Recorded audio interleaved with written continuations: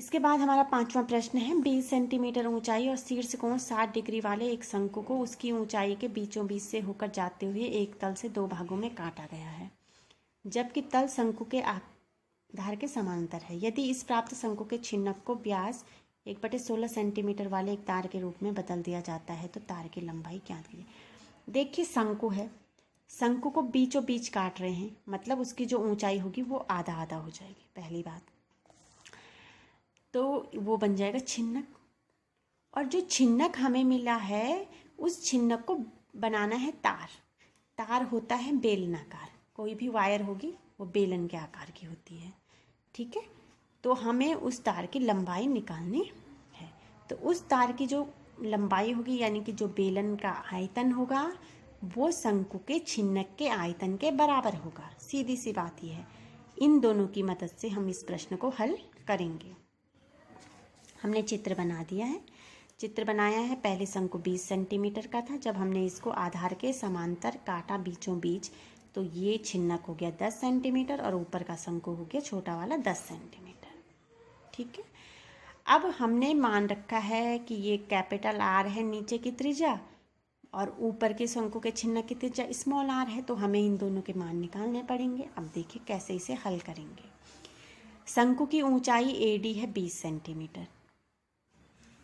यदि शंकु को बीचों बीच काटा जाता है तो AG 10 सेंटीमीटर होता है, तो कोण BAC 60 डिग्री है पूरा।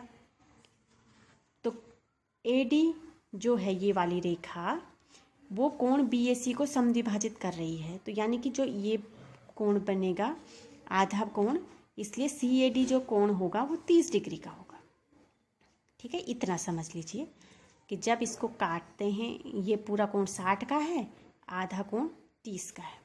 अब हमें दो समकोण त्रिभुज मिले हैं, एक बड़ा मिला है AGF और एक छोटा मिला है AGF और एक बड़ा मिला है ADC।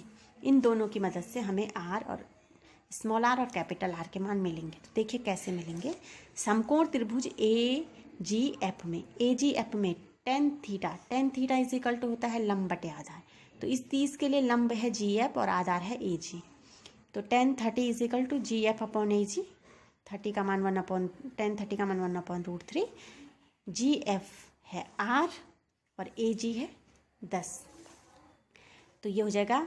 इसको सरल करेंगे तो R into √3 is equal to 10, तो R इज इक्वल 10/√3, पहली इक्वेशन।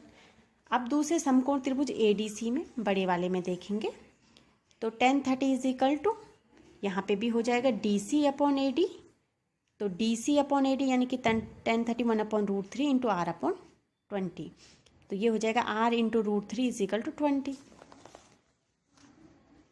तो √3 को R से गुणा किया, 20 को 1 से गुणा किया, तो R is equal to 20/√3। Question second, हमें R के मान मिल गए हैं। इसके बाद माना जो हमारे पास जो तार है उसकी लंबाई h मीटर है। जब बेलनाकार तार की बात करेंगे तो वहाँ पे तार की लंबाई, तार की ऊंचाई एक ही बात होगी, तो वो h मीटर हमने मानी है। तो तार की त्रिज्या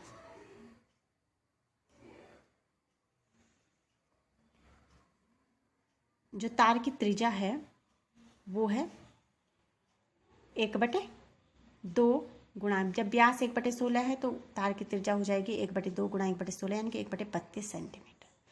तार का आयतन होगा शंकु के छिन्नक के आयतन के बराबर, तो πr² h is equal to 1/3 pi r² plus r² plus r into h।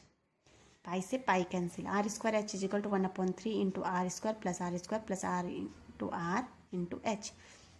मान रखेंगे तो यहाँ है 1/32 का वर्ग इंटू h बराबर 1/3 गुणा गया 20/√3 का वर्ग धन 10/√3 का वर्ग धन 20/√3 गुणा 10/√3 गुणा 10, तो 1/32 का वर्ग गुणा h बराबर 1/3 गुणा ये हो जाएगा 20 का वर्ग 400 √3 का वर्ग 3 धन 100/3 धन 200/3 गुणा h। इसके बाद 1/32 का वर्ग गुणा h बराबर 1/3, ये हो जाएगा एलसीएम देखिए यहाँ पे 3 है तो 400 धन 100 धन 200 गुणा 10। 1/32 का वर्ग गुणा h बराबर 1/3 गुणा गया 700/3 गुणा 10। 1/32 का वर्ग इंटू h बराबर ये हो जाएगा 7000/9। तो h बराबर हो जाएगा 7000/9 गुणा गए, ये अगर राइट हैंड साइड में जाता है तो 32 गुणा 32/1 ये हो जाएगा, एक आएगा हर में, तो हम इसको लिख सकते हैं 32/1 गुणा 32/1। तो h बराबर ये हो जाएगा 71,68,000/9 और ये है सेंटीमीटर, क्योंकि ये पूरा मान सेंटीमीटर में है। इसको मीटर में कन्वर्ट करना है तो 100 से भाग करना पड़ेगा। तो 100 से भाग करेंगे तो 0 0 कैंसिल हो जाएगा, अब बचेगा 71,680। इसमें 9 का भाग देना है, तो ये हो रहा है h बराबर 7,964.44 मीटर। तो अतः तार की लंबाई हो जाएगी 7,964.44 मीटर। इस प्रकार से ये वाला प्रश्न हम हल करेंगे। तो आप प्रश्न को अच्छे से समझिए और नोट कीजिए।